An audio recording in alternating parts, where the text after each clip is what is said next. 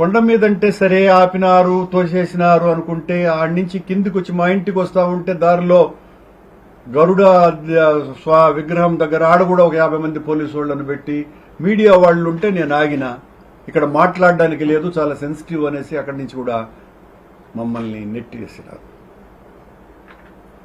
సరే, మాకు ప్రతిపక్షము కొత్త కాదు, ఉద్యమాలు కొత్త కాదు, పోరాటాలు కొత్త కాదు, ఇలాంటి చర్యలు కొత్త కావు.